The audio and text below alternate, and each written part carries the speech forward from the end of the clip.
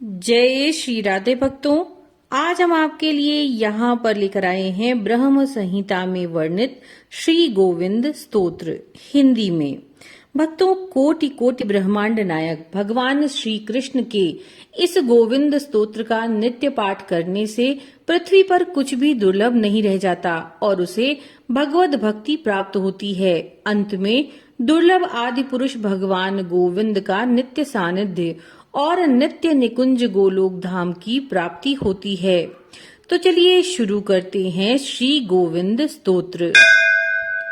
भगवान श्री कृष्ण परम ईश्वर हैं, जो सच्चिदानंद स्वरूप हैं।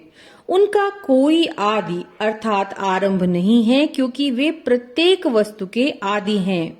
भगवान गोविंद समस्त कारणों के कारण हैं। कृष्ण सर्वोच्च नियंत्रक, सर्वोच्च प्राधिकारी और सभी कारणों के अंतिम कारण हैं। उनका स्वरूप शाश्वत ज्ञान से परिपूर्ण और आनंद से परिपूर्ण है।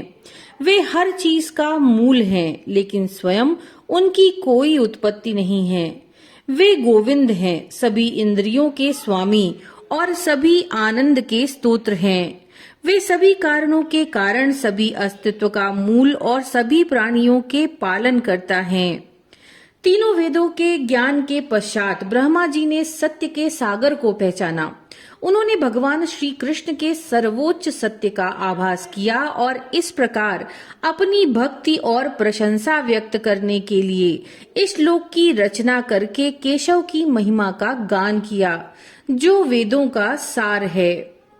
मैं उन आदि पुरुष भगवान गोविंद की शरण लेता हूँ, जिनकी लाखों कल्प वृक्षों से आवृत एवं चिंतामणि समूह से निर्मित भवनों में लाखों लक्ष्मी सदृश युवतियों के द्वारा निरंतर सेवा होती रहती है, और जो स्वयं वन वन में घूम घूम कर गौओं की सेवा करते हैं, जो वंशी के स्वर फूंक रहे हैं, कमल के पंखुड़ियों के समान बड़े बड़े जिनके नेत्र हैं, जो मोर पंख का मुकुट धारण किए रहते हैं, मेघ के समान श्याम सुंदर जिनके श्री अंग हैं, जिनकी विशेष शोभा करोड़ों कामदेवों के द्वारा भी स्मरणीय है, उन आदि पुरुष भगवान गोविंद का मैं भजन करता हूँ।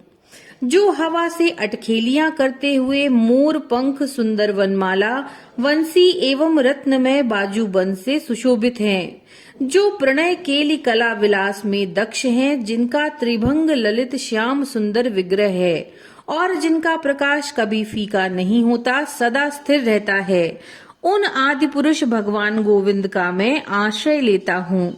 जिनका सच्चिदानंद में प्रकाश युक्त श्री विग्रह है तथा संपूर्ण इंद्रिय वृत्तियों से युक्त, जिनके श्री अंग दीर्घ काल तक विभिन्न लोकों पर दृष्टि रखते हैं, उनकी रक्षा करते हैं और उनका ध्यान रखते हैं, मैं उन आदि पुरुष भगवान गोविंद का आश्रय ग्रहण करता हूँ।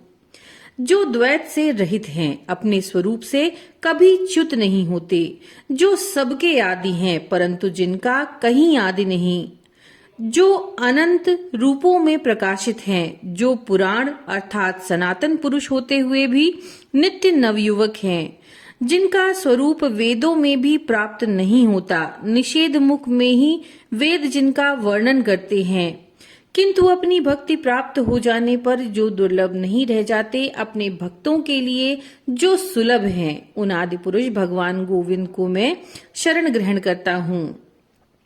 भगवत प्राप्ति के जिस मार्ग को बड़े बड़े मुनि प्राणायाम और चित्त निरोध के द्वारा अरबों वर्षों में प्राप्त करते हैं, वही मार्ग जिनके अचिंत्य महात्म युक्त चरणों के अग्रभाग की सीमा में स्थित रहता है, उन आदि पुरुष भगवान गोविंद का मैं आश्रय ग्रहण करता हूँ। जो यद्यपि सदा एक हैं, उनके सिवाय दूसरा कोई नहीं, फिर भी जो अपनी दृष्टि मात्र से करोड़ों ब्रह्मांडों को रचने की शक्ति रखते हैं, यही नहीं ब्रह्मांडों के समूह जिनके भीतर रहते हैं, साथ ही जो ब्रह्मांड के भीतर रहने वाले परमाणु समूह के भी भीतर स्थित रहते हैं, उन आदि पुरुष भगवान गोविंद को मैं भजता हूँ। जिनकी भक्ति भावित बुद्धि वाले मनुष्य उनके रूप महिमा आसन यान अथवा भूषणों की झांकी प्राप्त करके वेद प्रसिद्ध सूक्तों द्वारा स्तुति करते हैं उन आदि पुरुष भगवान गोविंद का मैं भजन करता हूँ, जो सर्वात्मा होकर भी आनंद चिन्मय रस प्रतिभावित अपनी ही स्वरूप भूता उन प्रसिद्ध कलाओं गोप गोपी गौओं के साथ गोलोक में निवास करते हैं। उन आदि पुरुष गोविंद की मैं शरण ग्रहण करता हूँ।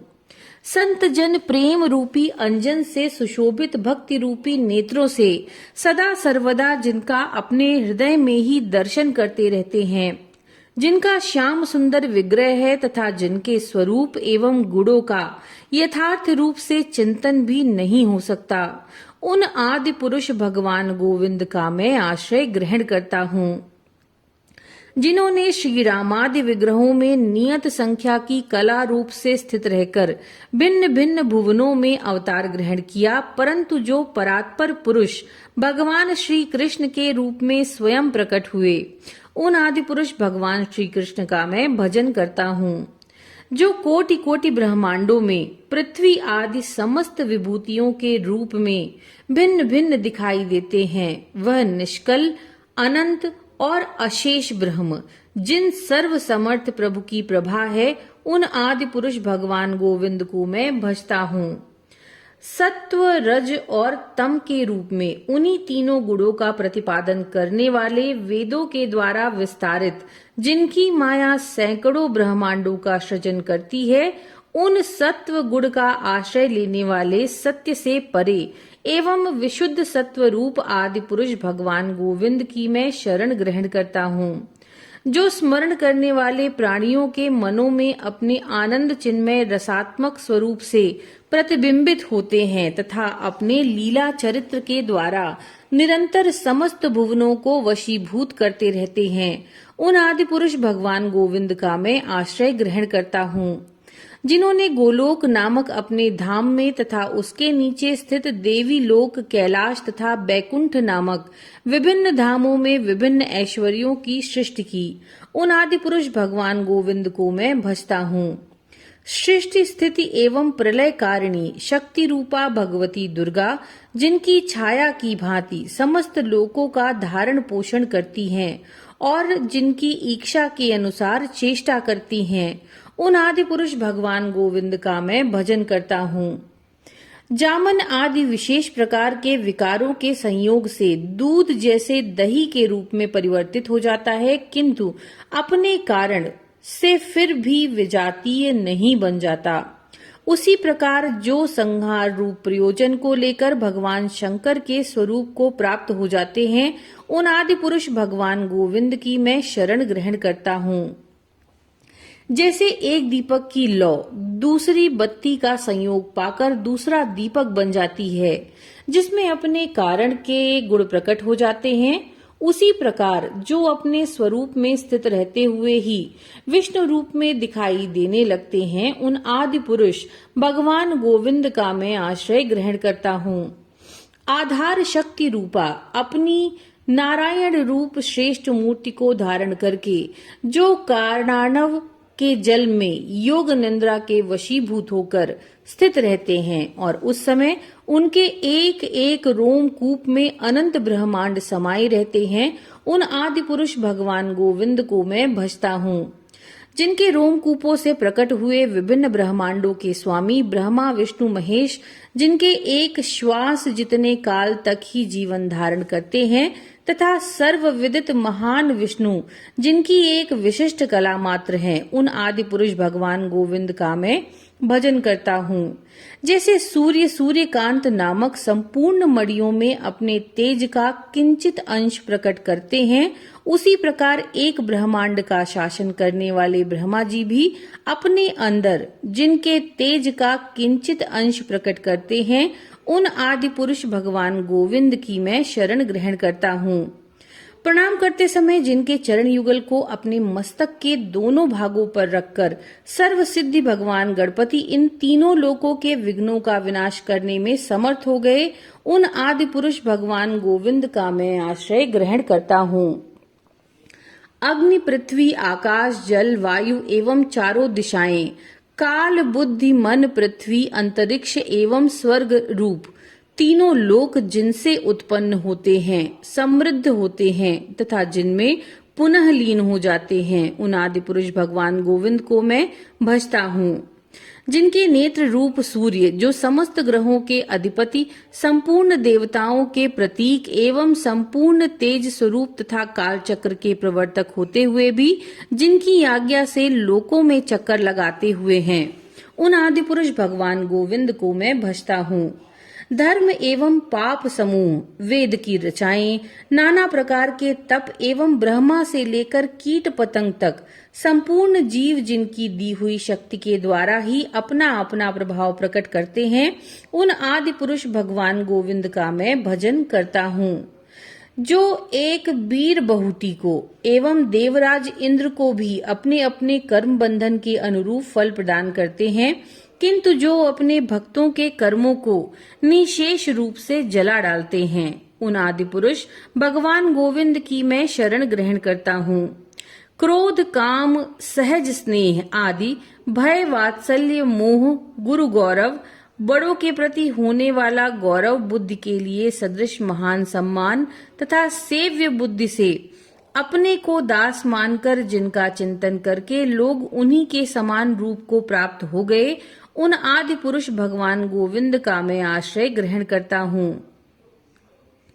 मैं उस दिव्य आसन की पूजा करता हूँ जिसे श्वेत द्वीप के नाम से जाना जाता है, जहाँ प्रेमी पत्नी के रूप में लक्ष्मी अपने शुद्ध आध्यात्मिक सार में अपने एकमात्र प्रेमी के रूप में सर्वोच्च भगवान कृष्ण की सेवा का अभ्यास करती हैं, जहाँ प्रत्येक वृक्ष एक पारलौकिक प्रयोजन वृक्ष है, जहाँ की मिट्टी उद्देश्यपूर्ण रत्न है, सारा पानी अमृत है, हर शब्द एक गीत है, हर चाल एक नृत्य है, बांसुरी को प्रेम करने वाला सहायक है, तेजस्विता पारलौकिक आनंद से भरी है और सर्वोच्च आध्यात्मिक संस्थाएं सभी सुखद और स्वादिष्ट हैं, जहां असंख्य दूध देने वाली गायें हमेशा दूध के दिव्य महासागरों का उत्सर्जन करती हैं, जहां पारलौकिक समय का शाश्वत अस्तित्व है जो सदैव वर्तमान है और अतीत या भविष्य से रहित है और इसलिए आधे क्षण के लिए भी नष्ट होने की गुणवत्ता के अधीन नहीं है।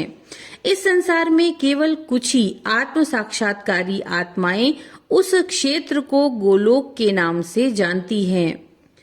तब भगवान विष्णु ने प्राणियों के स्वामी अर्थात प्रजापति ब्रह्मा से कहा, हे ब्रह्मा, यदि आपके मन में परम सत्य की महानता को जानने और जीवों की रचना करने की इच्छा है, तो फिर हे मेरे प्रिय पुत्र, मैं तुम्हें जो 5 श्लोकों का ज्ञान दूंगा उसे सुनो।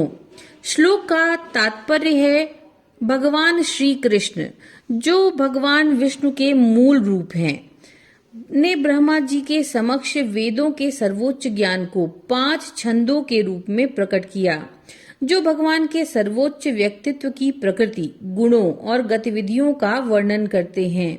ये 5 श्लोक भगवान कृष्ण ने भक्तों के लिए बेहद गोपनीय और शक्तिशाली माने जाते हैं। भगवान महाविष्णु ने प्रजापति ब्रह्मा से ये 5 श्लोकी विद्या कही, जो महत्व विज्ञान और प्रजा सृष्टि के विषय में है। वत्स, इस विद्या को सुनो। ईश्वर परम कृष्ण है, जिनका स्वरूप सच्चिदानंद और विग्रह है। वह अनादि और अनंत है, सभी कारणों का कारण है। गोकुल नामक अद्भुत पद है जो 1000 पत्तियों से युक्त है। वहाँ गोपियों के साथ श्री कृष्ण विराजमान है। महद्यंत्र 6 कोणों वाला वज्र कीलक है, जिसमें 6 पादों के स्थान है। वह प्रकृति और पुरुष के द्वारा स्थित है। प्रेमानंद रस, यहाँ प्रेम और आनंद का रस है, जो ज्योति रूप मनु के काम बीज से संगत है। ज्योतिर्मय देव, यह देव सदानंद और परात्पर हैं, जो आत्माराम और अव्यय हैं। वह अपनी माया से जगत को नहीं जानते हैं। इस विद्या का अध्ययन करने से तुम्हें अनंत भगवान के अद्भुत रूप का ज्ञान होगा। श्लोक का तात्पर्य है कि जब किसी का ज्ञान और भक्ति जागृत हो जाती है, तो उसे एक आनंदमय और जागरूक आत्मा के रूप में अपनी वास्तविक प्रकृति का एहसास होता है और फिर वह भक्ति का उच्चतम रूप विकसित करता है, जो कि भगवान का शुद्ध प्रेम है। ईश्वर का यह प्रेम सभी आध्यात्मिक साधकों का अंतिम लक्ष्य और भक्ति का सार है। कोई भी व्यक्ति शास्त्रों के प्रमाणों के अनुसार, उनके आदेशों का पालन करके, उनके अनुसार अच्छे आचरण द्वारा, उनके निरंतर अभ्यास द्वारा, धार्मिक ढंग से व्यवहार करके, आध्यात्मिक अनुशासन की आदत डालकर, अपने मन को पूर्ण सत्य के ज्ञान से प्रबुद्ध करके ईश्वर का शुद्ध प्रेम प्राप्त और सर्वोच्च भक्ति प्राप्त कर सकता है। प्रेम भक्ति के अतिरिक्त कुछ भी श्रेष्ठ नहीं हो सकता। जो भक्ति मुझे प्राप्त कराती है वही श्रेष्ठ है। उसके पीछे हमेशा दिव्य आनंद होता है और वह मुझे प्राप्त करा सकती है। इस श्लोक का अर्थ है कि प्रेम भक्ति ही आत्मा के लिए सबसे अधिक कल्याणकारी है। यह धार्मिक साधना की अंतिम लक्ष्य है और आत्मा को उच्चतम आनंद प्रदान कर सकती है। इसके बिना कोई भी अन्य उपाय आत्मा को इस आनंद की ओर नहीं ले जा सकता। यह श्लोक विशेष रूप से भक्ति योग के माध्यम से भगवान की प्रेम भक्ति को बताता है। जो व्यक्ति इस लक्ष्य के साथ ध्यान और साधना करता है वह अपने जीवन में अनंत प्रेम की खोज में सफल होता है। इस श्लोक में भगवान श्री कृष्ण अपने भक्त से कह रहे हैं कि वे अन्य धर्मों को छोड़कर केवल मुझे ही भजें। जैसी श्रद्धा उनकी ओर रहेगी वैसी ही सिद्धि प्राप्त होगी। इस श्लोक में निरंतर कर्म करने वाले लोग रहते हैं, लेकिन वे जो मुझे ही ध्यान करके कर्म करते हैं वे ही उच्च भक्ति को प्राप्त करते हैं। मैं ही विश्व के समस्त चराचर प्राणियों का बीज हूँ, प्रधान और पुरुष भी। मेरे द्वारा यह तेज विभासित किया जाता है और तुम इसे विधान करो, तब जगत का नियमित चलन होता है। यह श्लोक ईश्वर की अद्वितीयता और जगत के नियमित चलन की अद्वितीयता